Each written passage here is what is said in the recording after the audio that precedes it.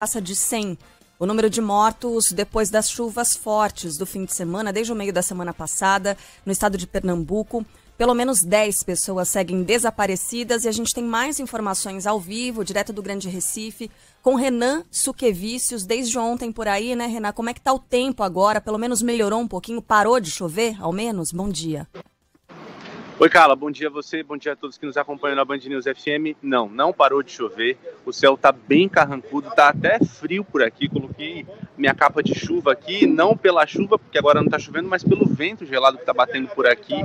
Eu tô no Jardim Monte Verde, aqui na região do Ibura, Recife, uma das regiões mais atingidas por essas enchentes, pelas chuvas, pelos deslizamentos de terra.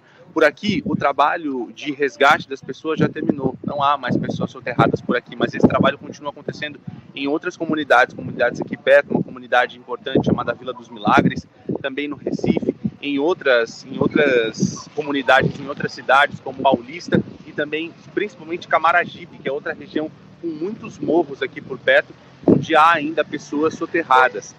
Eu vim para cá, para essa comunidade, para ver o dia depois, né? Porque as pessoas já foram retiradas da lama, né? Muitos sepultamentos já começaram a acontecer, só que tem muitas casas aqui que estão condenadas. Muita gente foi embora e a sensação um pouco é de um bairro quase fantasma. Muitas casas estão vazias, estão desocupadas e tem muitas pessoas já muito cedo, né, 6 e pouco, 7 da manhã, as pessoas já reunidas em alguns espaços, na garagem de algumas casas, em bares, como aqui atrás vocês conseguem ver, que tem já uns senhores reunidos, aqui num posto que era da Defesa Civil, montado pela Defesa Civil, uma tenda, tem muitas pessoas reunidas, e no caminho para cá, eu vi outros efeitos da chuva em outros pontos da cidade, alguns trechos de alagamento em avenidas importantes, uma avenida que dá acesso ao aeroporto de Jaboatão dos Guararapes, que é o aeroporto que serve aqui a região, um aeroporto bem importante, a rua completamente alagada em uma das direções. E no caminho para cá também, o rastro aí dessa destruição, o desabamento de várias casas em vários trechos, queda de barreira importantes, casas completamente destruídas. Ontem aqui na comunidade eu conversei com alguns moradores e eu separei alguns trechos dessas falas para compartilhar com vocês.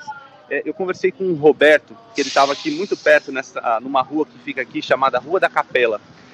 Ele e uma outra vizinha juntos, eles tinham perdido mais de 16 pessoas do convívio deles. E para o Roberto, especialmente, uma pessoa muito, muito importante, que era a filha única dele. Perdi 11, minha família. Filho, uma filha, um irmão, uma irmã, e 3 sobrinhos, e vizinho, né, que eu vi também nascer.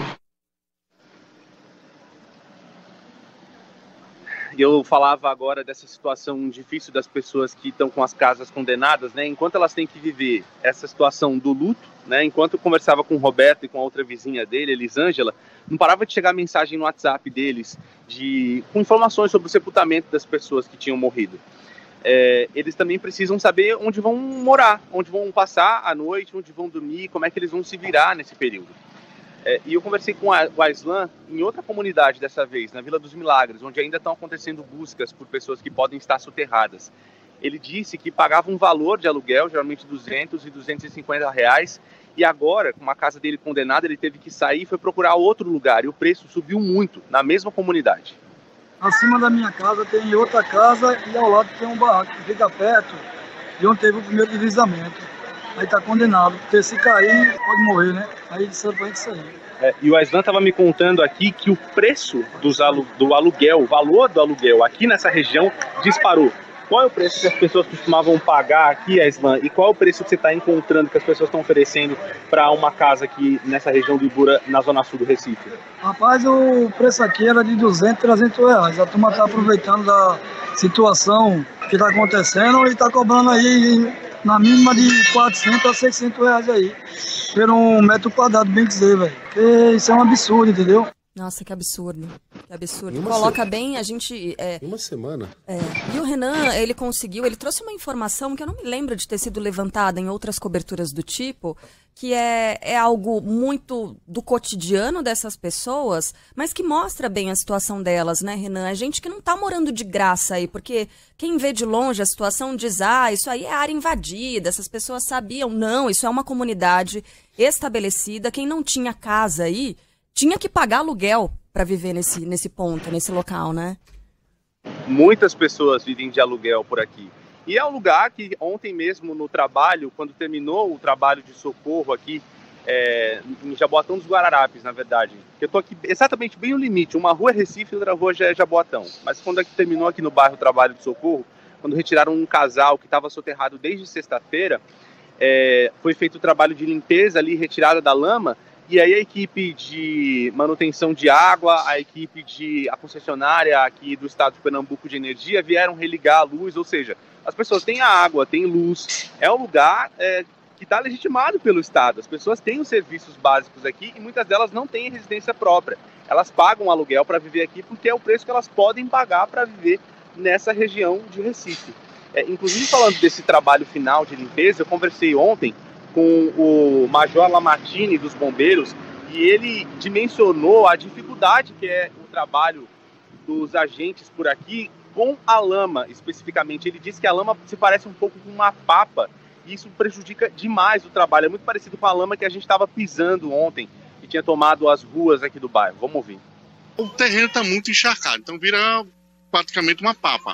Então, localizar o corpo é muito difícil. É um trabalho realmente muito minucioso, muito cuidadoso. A gente usa os cães que localiza, indica provavelmente onde está o corpo. Nós temos que fazer toda uma contenção com madeira, tudo, fazer a busca naquele local. Por que esse cuidado? Porque o material que ainda não se desprendeu da barreira, mas está saturado, encharcado, ele pode descer. E você vê aqui só uma papa, realmente. Então, pode pegar toda a equipe de resgate e vir a falecer. A Defesa Civil atualizou agora há pouco aqui onde estão sendo realizadas buscas agora. Tem essa comunidade na Vila dos Milagres, que fica em Recife, onde ainda estão sendo feitas buscas por pessoas que podem estar desaparecidas. E uma outra situação bastante complicada é em Camaragibe, que é uma cidade aqui da região metropolitana que tem muitos morros, uma condição muito parecida com esse trecho aqui de onde eu falo, entre Jaboatão e Recife. E o trabalho está bem intenso por lá. A reportagem da Band News FM está se deslocando para acompanhar esse trabalho de buscas, mas achei interessante também voltar aqui para ver como estaria o clima um dia depois. E aí eu finalizo exatamente dizendo o que eu disse no começo. É esse clima assim de um pouco cidade fantasma.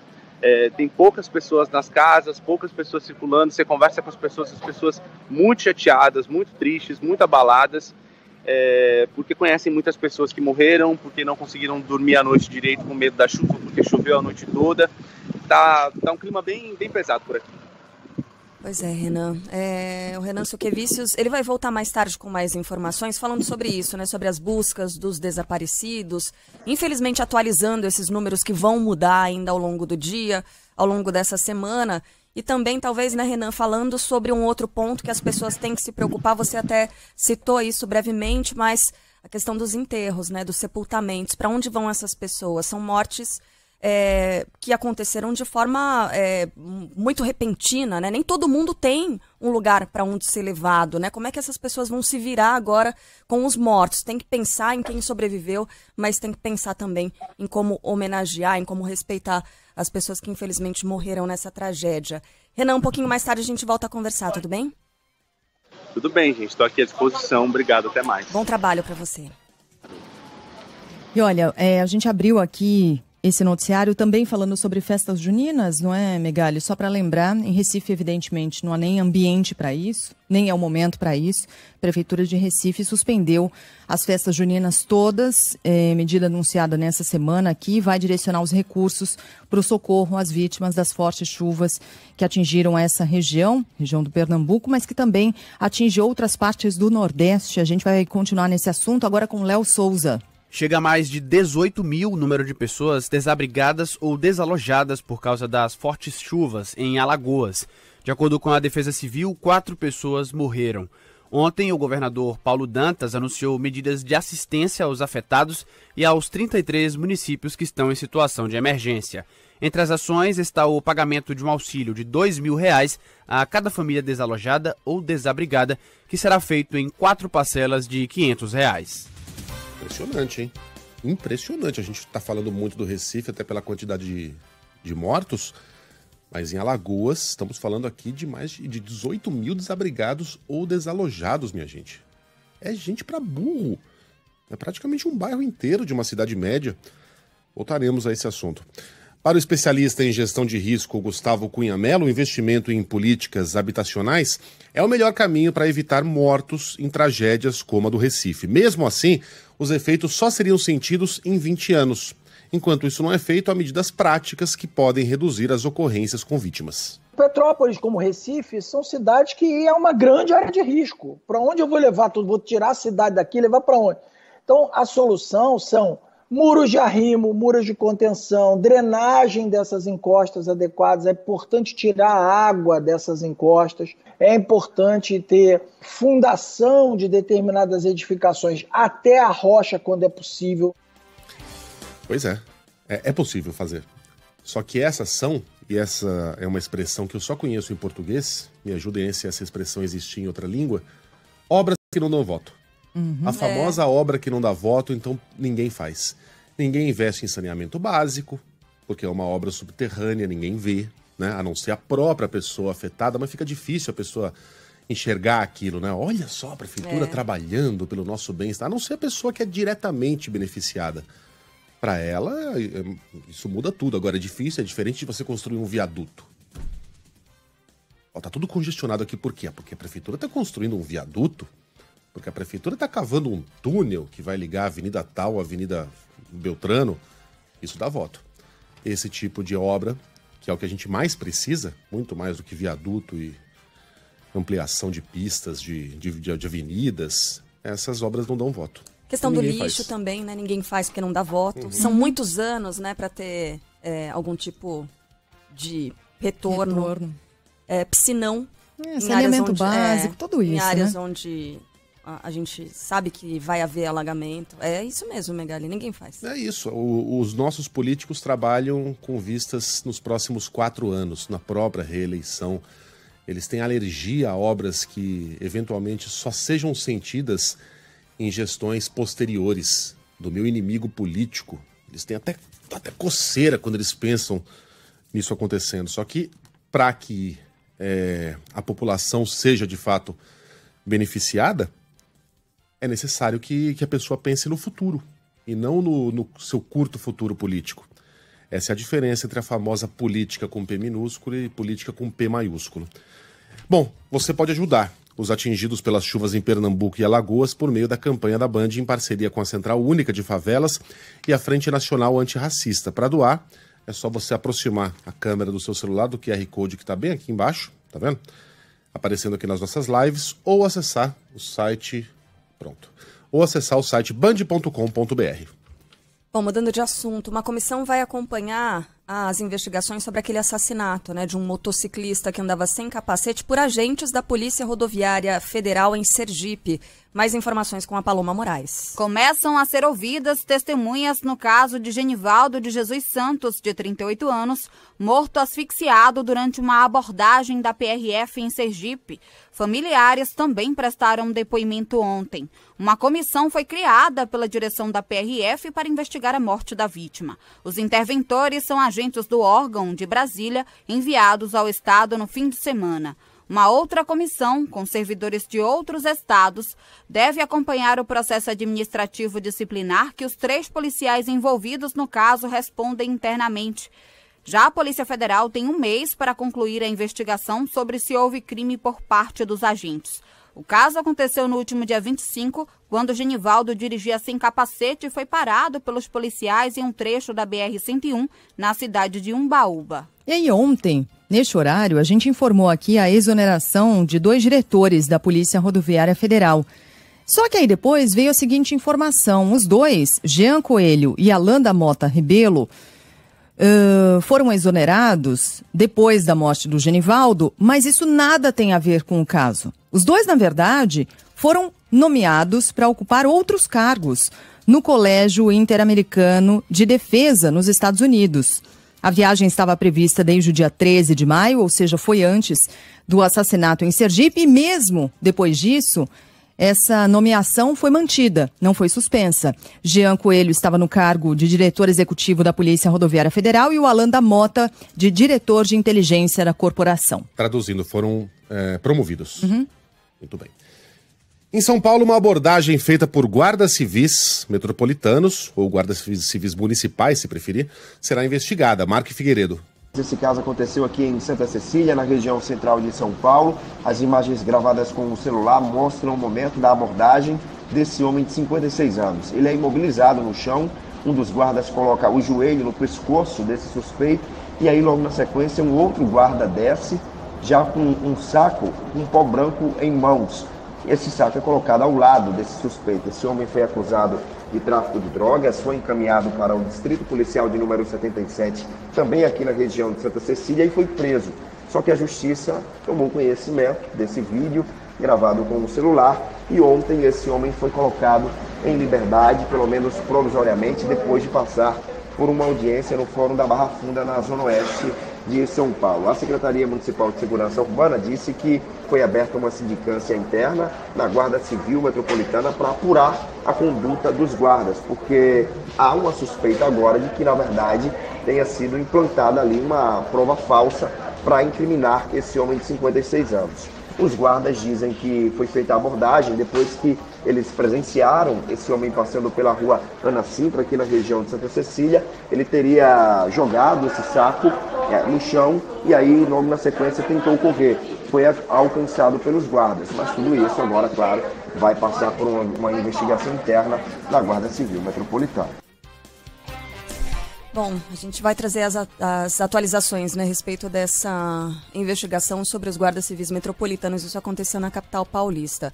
Um outro destaque muito importante, hein? Ontem a gente falava sobre isso por aqui e é preciso reforçar, com o aumento de casos da Covid-19, o Comitê de Saúde do Estado de São Paulo volta a recomendar o uso de máscaras em locais fechados. Lembra que ontem a gente até estava conversando com um ouvinte da Band News, que estava na linha 11 da CPTM em São Paulo, e aí ele aumentou ali o volume do rádio, né, para que a gente passasse esse recado também para os outros passageiros. Utilize máscaras em locais fechados, então passa a ser uma recomendação novamente, né, do Comitê de Saúde do Estado de São Paulo. O item é obrigatório atualmente apenas em ambientes hospitalares e no transporte público. Segundo João Gabardo, que integra esse comitê, a medida se baseia nos dados mais recentes. Em função do aumento que nós tivemos de novos casos, o aumento das internações, adicionamos nas recomendações a utilização das máscaras em ambientes fechados, ambiente dos escritórios, salas de aula, sala de cinema. Obviamente isso não é obrigatoriedade, não tem penalidades, não tem multa, mas é uma recomendação. Vai depender agora dos municípios, que são as autoridades sanitárias municipais, assumirem essas recomendações ou não.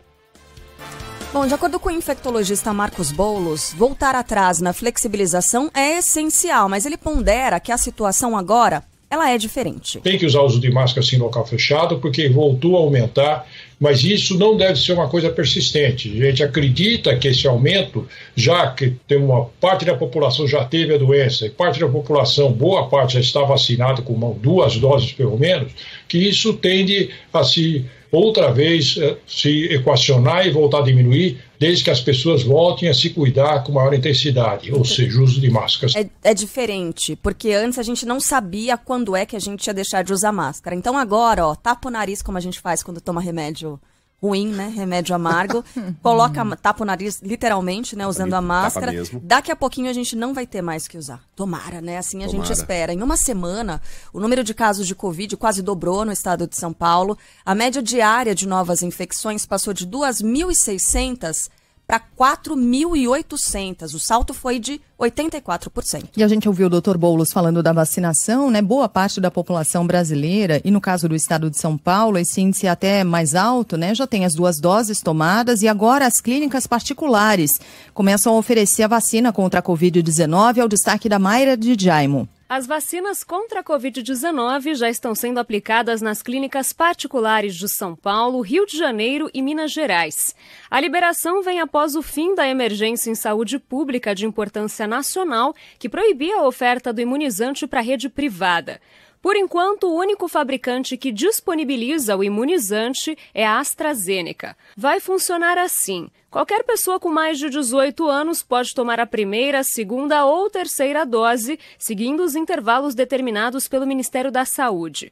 A diferença é a 4ª dose. Na rede pública, é direcionada para quem tem mais de 60 anos ou pacientes com deficiência imunológica. Mas na rede privada, qualquer adulto com prescrição médica poderá receber, como ressalta a vice-presidente da Associação Brasileira de Clínicas de Vacinas, Fabiana Funk. Em princípio, para os grupos que foram nomeados pelo Ministério da Saúde, mas sabemos que a prescrição médica é soberana. Se o médico julgar necessário, sim, vai ser feito.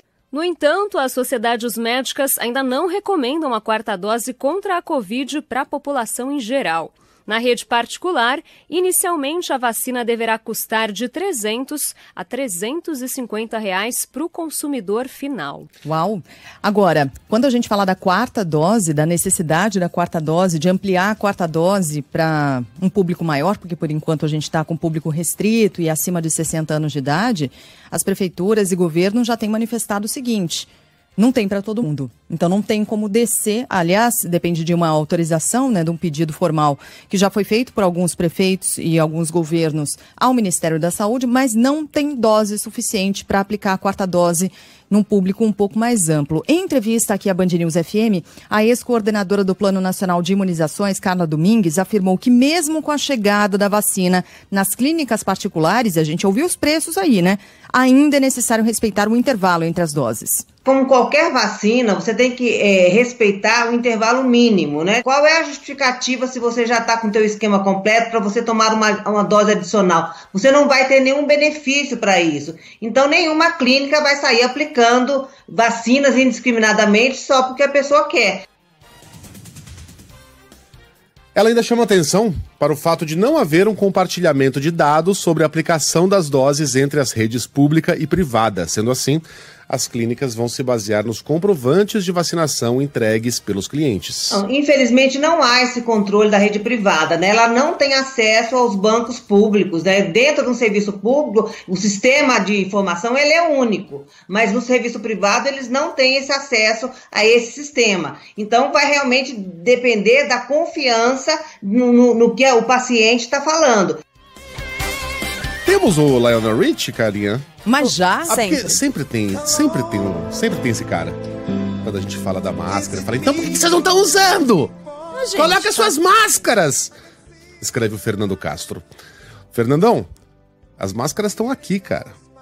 Só que em nome da comunicação, da necessidade de sermos ouvidos e compreendidos por quem está no carro, por exemplo, né, e não está usando um fone de ouvido, precisa de um som limpo, tomamos a decisão de baixar a nossa própria guarda e formarmos aqui a nossa pequena bolinha. Eu, Carla e Sheila, para que a nossa voz chegue mais limpa aos seus ouvidos. Tá? Mas botou o pé para fora do estúdio, a máscara. Se o Thiago quiser mostrar aqui a nossa redação, todo mundo mascarado. Mascarado mesmo.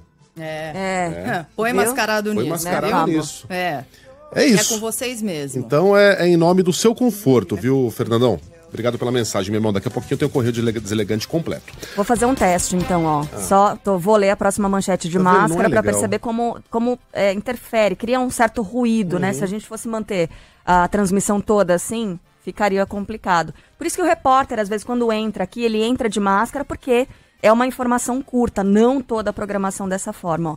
O reajuste dos planos de saúde pode superar os 40% para quem entrar na faixa dos 59 anos ou mais. Tirei a máscara.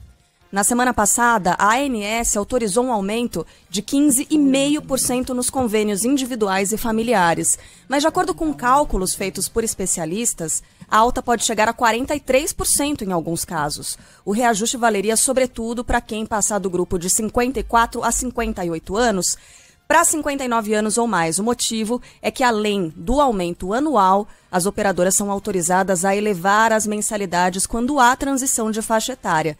Para outros 7 grupos, os reajustes podem variar de 25% a 37%, 43%. Pelo amor de Deus, hein? E sabe que é dureza, né? Quando a gente vai atrás dos especialistas para ajudarem um consumidor, o que eu faço agora? E como identificar se é abusivo ou não o aumento que meu plano de saúde está praticando? Já que o autorizado pela ANS é 15,5%, né? Só que tem isso, 40% para quem entra em determinada faixa etária. E aí não se considera abusivo isso, mesmo estando acima do índice, porque tem essa possibilidade para o plano de saúde. As pessoas ficam sem saída, porque ou vão buscar portabilidade, né, para planos inferiores, para categorias inferiores de plano de saúde. Tem uma dificuldade de negociação para conseguir, sim, e até porque tem carência, portabilidade de um plano para outro, uma tremenda dificuldade. E o resultado disso, pode escrever. É óbvio, mas a gente também precisa de uma resposta rápida do governo federal, porque vai ter sobrecarga no sistema público de saúde, mas não tem a menor dúvida que as pessoas não vão continuar pagando um valor que já é muito alto do plano de saúde, e especialmente se a gente tiver aumentos nessa proporção, 43% em alguns desses casos, como a gente está dizendo aqui. Mensagem aqui do nosso ouvinte, cadê? Final de telefone 7372, não tem o nome. Plano de saúde do meu filho autista. Foi de R$380 para R$700 sem justificativa do plano. Já tentamos recorrer, mas sem sucesso. Peraí, aí não. A gente está falando aí de um aumento de quase 100%. De R$380 para R$700 sem justificativa do plano. Ele está escrevendo de novo. Isso deve dar coisa ouvinte. De 80%, 85%. É. Que loucura. O Alexandre foi quem escreveu. A gente vai entrar em contato contigo, Alexandre. Beleza? Já pegamos aqui o seu contato. Por falar em aumentos, vamos falar de combustível? Vamos lá. Estados querem taxar petroleiras para compensar as perdas com um projeto que limita a cobrança da alíquota do ICMS sobre os combustíveis. O Rafael Procópio tem informação.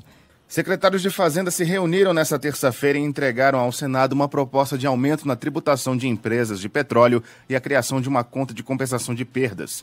A medida é uma tentativa de reduzir para os estados a perda de arrecadação, caso aprovado o teto da cobrança do ICMS em combustíveis e outros itens. Segundo informações do Estadão, o grupo de secretários se reuniu com os senadores Jean Paul Prats, Fernando Bezerra e Davi Alcolumbre, presidente da CCJ.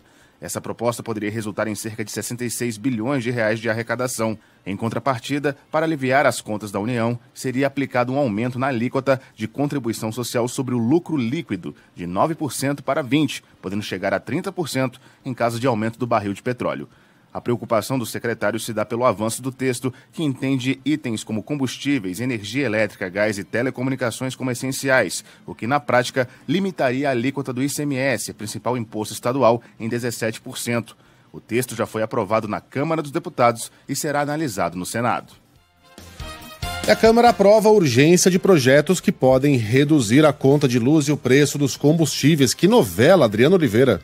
A Câmara dos Deputados aprovou nesta terça-feira o regime de urgência para o projeto de lei que determina que os preços da venda praticados pela Petrobras para os combustíveis devem levar em conta os custos de produção e o refino em moeda nacional acrescidos de um índice de lucro. Esse índice é o markup e será definido pela Agência Nacional do Petróleo, Gás Natural e Biocombustíveis. O markup é um índice multiplicador aplicado sobre o custo de um produto ou de um serviço para que se forme o preço de venda. Além disso, a Câmara dos Deputados aprovou também o regime de urgência que atribui à Agência Nacional de Energia Elétrica a devolução integral ao consumidor de valores recolhidos a mais em razão de mudanças relacionadas à redução de tributos. O projeto poderá ser votado nas próximas sessões do plenário. E aí, gente, todo mundo entregou?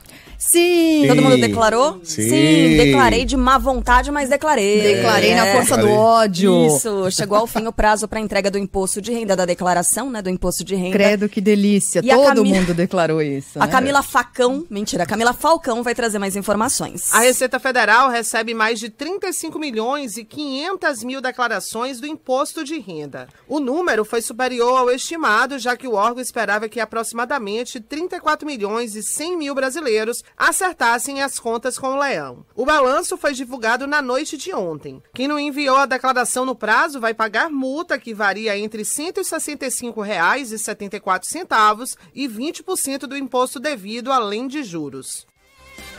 Novidades na Carteira Nacional de Habilitação, Bruno Capozzi. A nova Carteira Nacional de Habilitação entra em vigor hoje e vai substituir o modelo atual. Entre as mudanças, a CNH atualizada recebeu uma tabela com os veículos que o motorista pode conduzir. O modelo ainda poderá informar se há restrições médicas e se o condutor exerce atividade remunerada, por exemplo.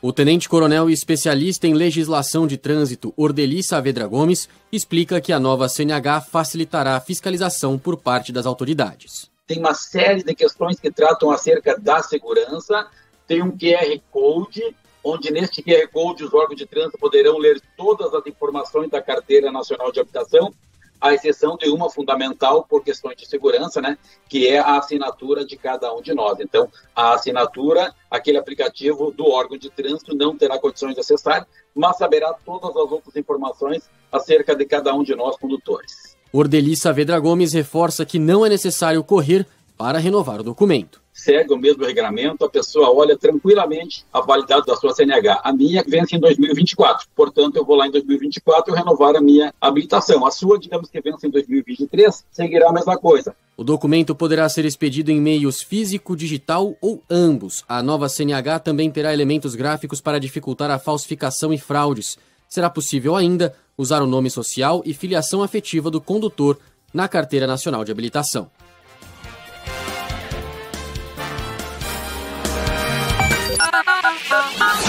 Central de Ouvintes, Band News FM. Que legal, gente. Que legal. A gente até decidiu colocar essa vinheta para valorizar mesmo a participação do nosso ouvinte, porque isso é rádio. Isso é rádio. Se a gente não estiver aqui para ajudar as pessoas, a gente não está aqui para nada. E quando isso acontece instantaneamente, é até emocionante. A gente já colocou agora há pouco no ar a reclamação do Alexandre, né? Que estava dizendo que o plano de saúde do filho dele, que é autista, saltou quase 100% em questão de dias, de 380 para 700 reais. Absurdo, absurdo, um aumento abusivo, claramente abusivo. Eis que a gente recebe o contato de um advogado especialista em casos tributários, né, especialista em planos de saúde, em direito médico, que não quer se identificar, não quer fazer publicidade dele próprio, mas que avisa a nossa redação que já está com o contato do Alexandre, que vai ajudá-lo pro bono. Isso. De graça. De graça. Porque se sensibilizou com o caso do Alexandre. E não quer aparecer aqui, Não quer né? aparecer. Diga, Pablito. Fala, meu irmão. Ele tem um filho autista. Ah, ele também tem um filho autista. Ficou revoltado. Obrigado, Pablo. Não, ele faz isso pro bono porque ele tem Tá. um filho autista. Não é a primeira vez. Ele trata de outros casos também, semelhantes a este, e vai fazer questão de ajudar o Alexandre. Nem fora do ar me disseram o nome desse advogado, mas mais tarde eu entro em contato com ele também. Obrigado, meu irmão. Obrigado mesmo. A gente fica muito contente e o Alexandre está aguardando o seu contato. É isso. Destaque agora chegando do Nordeste do país. Lembra daquele caso do menino Miguel que morreu depois de cair do 9º andar de um prédio no Recife?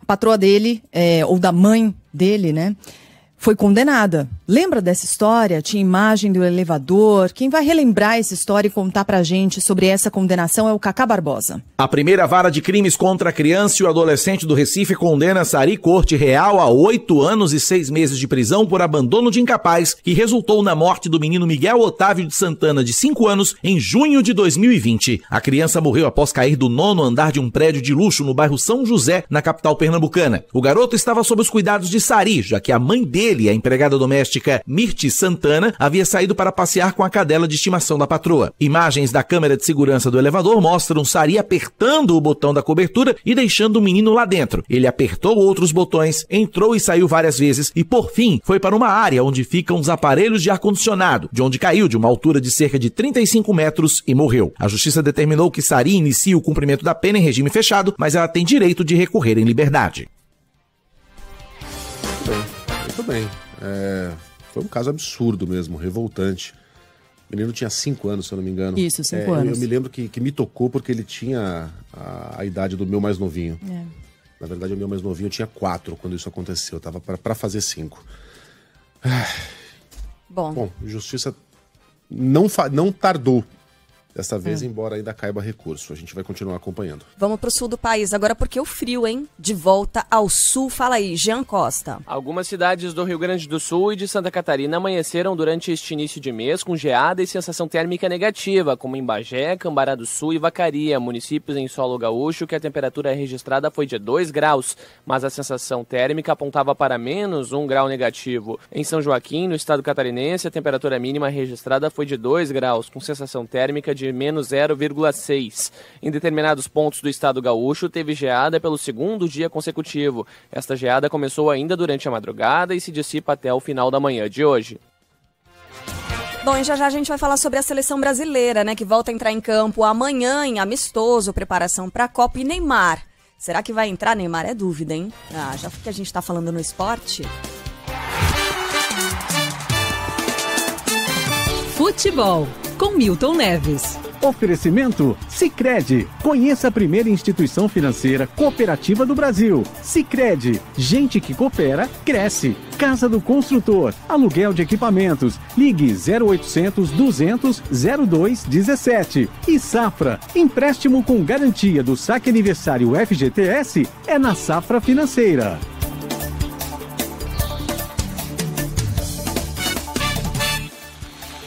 Fala, Milton, bom dia. Oi, Megali, como é que vai, Megali? Aquele abraço para você, para Carla Bigato. Outro. E para nossa Sheila Magalhães, nossa primeira-ministra. Nossa Senhora. Agora eu quero falar de coisa triste. Efemérides tristes. Vamos lá. Vou começar com o célebre Januário de Oliveira, que marcou época no Grupo Bandeirantes de Comunicação com Luciano do Vale. E eu vou lembrar aqui de alguns dos seus bordões. Tá aí o que você queria, bola rolando, acha pouco, quer mais e vai à luta. Januário de Oliveira, não podemos esquecer nunca. E agora eu vou falar do João Marcos, um goleiro do Noroeste de Bauru, do Palmeiras, no São Bento Sorocaba, do Grêmio Futebol Porto Alegrense e da Seleção Brasileira. Hoje também é um aniversário triste, né? Aniversário entre aspas, porque ele nos deixou também há 9 anos. São coisas tristes do futebol. Eu sou o Milton Neves, um vendedor de passados, de coisas alegres, felizes e tristes também. Grande abraço e grande quarta-feira.